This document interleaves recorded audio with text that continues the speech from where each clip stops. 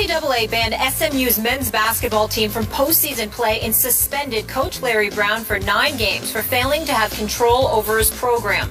The school will also lose 9 scholarships and be placed on 3 years probation. SMU has made the same amount of NCAA tournament appearances won in 3 seasons under Brown as it did over the previous 22 seasons combined. SMU is expected to be a preseason top 25 team this season and contend for the American Athletic regular season title. I am overwhelmingly disappointed for our players and the SMU community that the NCAA has decided to punish them as a result of the unfortunate actions of one staff member who provided inappropriate help to one of our players. The NCAA's new rules dictate as head coach I am responsible for every member of our basketball staff. I accept that responsibility, but do not accept the appropriateness of the punishment. We'll move forward together to make this SMU community proud. A lot of people are calling for Larry Brown's job at this point. Stephen A., should he be banned from college basketball? No, he should not. If Jim Boeheim wasn't banned, Larry Brown shouldn't be banned. Jim Boeheim obviously had his issues involving Fab Melo, primarily. He was suspended for 9 games. The school was docked 12 scholarships and had to forfeit 108 games. And Jim Boeheim, although he's planning on retiring in a couple of years, will miss 9 games this year. If Jim Boeheim is still coaching and he hasn't been banned, then that should not be the case for Larry Brown. In the interest of full disclosure, Skip knows this, and for you, Molly, and my viewers out there, our viewers out there, Larry Brown, when he was the coach of the Philadelphia 76ers, is a man that I covered every day. I was the beat writer for the Philadelphia 76ers for all 6 years that he was in Philadelphia. I covered him every day. He and I have remained close. I love the man dearly. It's devastating because what he did, I cannot defend. There is no excuse whatsoever for the head coach at SMU or any head coach in college basketball to have an administrator assist in academic fraud. Whether he knew about it or not, it is his responsibility. And unlike it was in the 80s, Skip, you can speak to this more than me because you were covering all of this stuff back then and I was in high school. The fact of the matter is, back in the day, they'd hold an assistant coach, an alumni member, or somebody else responsible, but not necessarily the head coach, whereas now the head coach is the face of a program. But we can't ignore history as it pertains to Larry Brown. And this is where it gets very, very hard for me because I love the man. And, you know, I think he's one of, if not the greatest basketball coach I've ever seen. But I also happen to know that aside from academics, when it comes to, you know, improper benefits to players, giving them a flight home, giving them money for a meal and all of that other stuff, Larry Brown always thought those NCAA rules were absolutely stupid and idiotic. So him violating that to some degree at UCLA, which caused the postseason ban in 1982, and then at Kansas after the '88 season, you know, before he moved on to the NBA in both instances, I definitely could see Larry Brown violating something like that because those rules to him and most people are idiotic in terms of helping a player who's relatively poor, etc., etc. This is different. This is academic fraud. And what really, really came to my mind when I heard about this is the fact that unlike other places Larry Brown has been, in this particular instance, he was out of the coaching profession a little while. And as a result, he got to SMU. And the people that he hired weren't loyalists to Larry Brown. They were loyalists to whoever Larry Brown leaned on to bring on board. So they weren't necessarily his guys. So they didn't watch his back and look out for him. But he's still the guy at the helm. And when you take into account UCLA, and you take into account Kansas, and you take into account SMU, this is an entirely different matter. But it is still very, very bad.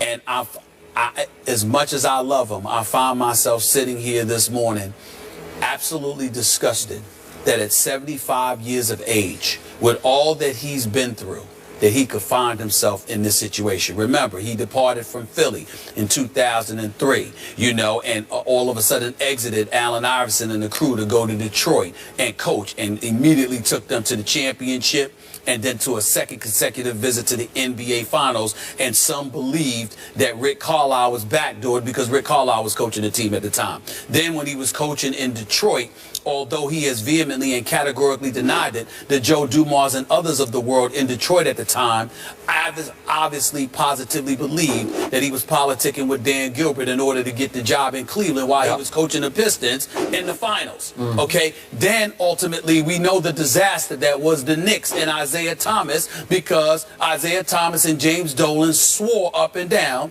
that he was lying. I didn't know, you know how torn I was because I'm tight with both Isaiah and Larry Brown. So to be in the middle of that, that was just a journalistic nightmare for me. And then after that, he goes to Charlotte, knowing that Michael Jordan is trying to build a fan base with the Charlotte Bobcats. Larry Brown literally was quoted as saying, in the midst of Michael Jordan trying to build a season ticket base, oh, I wouldn't play for this, I wouldn't come watch this team if I were the fans. We're awful. I mean, naturally, Michael Jordan called him in the next day. Michael Jordan didn't even fire him. He just looked at him and said, you know what time it is. You know. There's nothing to talk about because you got to go. Okay. So knowing all of this and knowing that you were out of the game for a while, where you're sitting there and living at Villanova, watching Jay Wright's practices, driving a great Jay Wright crazy because he loves Larry Brown, but good Lord, he was there every day, to turn around after all of that and to get this opportunity. And at 75 years of age, with obvious Hall of Fame credentials, one of the greatest, if not the greatest coach that I've ever seen, and a wonderful man to me, I cannot believe that we are sitting here today talking about this. I still would not ban him for life, but that's only because you're not doing it to Jim Boeheim. You haven't done it to a couple of other people who could have done it to. Larry Brown doesn't deserve that if they don't deserve that. But I won't hide my disappointment in the fact that he finds himself in this position. It truly hurts. I hear what you're saying. I don't know Larry the way you know Larry, but I have followed him and covered many, many of his teams and many, many of his big playoff or championship games. I have proclaimed him on this show the greatest basketball coach ever, but I'm combining college and pro. Is he not the turnaround master? When you look on the pro level at what he did for the Clippers when they were in the doldrums, and then San Antonio, and then Charlotte, and Detroit, and Philadelphia, and I can go on, I can keep going, but we don't have time. Right. Everywhere he went, good to great things happened like that. Nickname Mr. Fix-It. Mr. Fix-It. And so he went to UCLA when they were down. And he did not good things, he did great things. He took a Kiki Vandeweghe team with a bunch of freshmen on it. Kiki was I think he was a senior that year, I can't remember, but he was the older player. And he took them all the way to the national finals against Louisville. They did lose to a Louisville team that was just way better than them. But then he was gone, and he left UCLA on probation. And he wound up eventually at Kansas. And he didn't do just good things at Kansas with Danny and the Miracles. He did great things. He not only took them to the national final against my Oklahoma Sooners, he pulled off one of the great upsets in college basketball history. They won the national championship. I think they were an 8 seed that year. My point is, nobody doubts his ability to coach basketball. But I will say this. I thought from the start Larry belonged more in pro than in college basketball, okay? So what happens? What's the obvious thing that keeps happening? When you're also an NBA lifer, when most of your time has been spent in pro basketball coaching millionaires, then you get in college and you say, this kid needs a little walk-around money, just a little cash. Come on, just some cookie jar money. Okay, but I'm saying that started at UCLA. Right. Oh, come on, let the kid go to a movie on Saturday night. Let's give him a few bucks. If a booster wants to give it, what's the big deal? Okay, in this case, and I'm not putting words in Larry's mouth, but I will bet you this is what he would tell you off camera, off the record.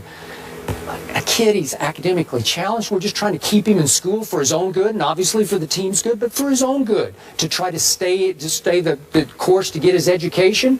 What's the problem? So we helped him on a paper. We helped. Okay, that's what he would tell you, and there would be some merit to that, except it's against the rules, right? So you violated the rules, and then you lied, even though he said within 60 seconds he changed his lie to the truth when he was being interrogated. Yeah. But the NCAA says, no, you lied. Okay, now to Molly's original question. Ban him, question mark? Fire him, question mark? In this case, as much as I like Larry, I'll tell you why I'm a no, because I do not like to see these coaches flee the damage that they've done. He could go on somewhere else. I want to see him have to come back 9 games into next year and coach the SMU basketball team through all the suffering that they're going to do next year. The kids are going to suffer. They can't, I guess they could transfer if they wanted to, but they probably won't. So the kids are going to suffer. The fans are going to suffer next year because they can't play in anything postseason. So there's not even any NIT, and this team is going to be pretty good. Yeah. Could it be an NCAA a team that factor? Was a program that from 1988 that's what I'm saying, yeah. to 2012 won 46% of their game to make one NCAA tournament. Okay, he's Mr. Fix-It. We know that. And if he'd gotten Moutier, obviously Moutier would now be in pro basketball, but still, if he'd gotten him for that 1 year last year, look out. He might have made a run. He might have made a Final Four run. That's how good he is. But now I want to see him get punished the way the school and the fans and the players are going to get punished. Serve out your time. Coach the rest of the year. And to the point, which is why it's so hard for me to discuss this. Assistant coaches do stuff all the time that head coaches don't know about. Boosters, alumni members, they all do that. And a lot of times the coaches don't know, okay? But here's where Larry Brown can't shake this. A secretary, an administrator was helping somebody with their grades. Keith Frazier. There is no way on earth that anybody can put something on a secretary. Sure. See, that's where the nail is in the coffin. Okay. The assistant coaches, a booster, there's plenty of things that can happen behind a coach's back. But not when the coach is secretary, the administrator is there's no way anybody's buying that. So, bottom line, how much does this stain his legacy? I think it's a devastating blow because even though I didn't believe that he wouldn't go back in the pros, I think this is a reminder to the basketball world that the word drama and Larry Brown are consistently associated with one another. And folks in this day and age are highly sensitive to that more than ever before. I think this is Larry Brown's last stop as a coach. Unless he could hook on with an NBA team. I'm saying even an NBA team. That's why I use the word drama, because it doesn't matter. All right. The drama, because they're going to remember. This reminds them of all the stuff that was associated with him in the NBA, from Philly to Detroit, to ultimately New York and Charlotte. And it was supposed to be Cleveland in between. So all of that is what the NBA folks are going to remember, and we know what the college programs are going to remember. This is Larry Brown's last stop. I think it damages only the college because he's now 3 for 3 leaving teams on probation. 75 years old, Skip. NBA is not going to go that right. You got young executives with the whole analytics movement. But they ain't hiring a 75-year-old coach. They ain't going to do it. Coach Pop might bring him on as an advisor. I said an NBA head coach. Oh, okay. Not as a head coach. I don't mean that's what I meant. Really great insight and perspective there, guys, not to be cheesy. We move on to another guy at the helm. Is Derek Carr the real deal? Can the silver and black get back to the playoffs? We'll discuss that after the break.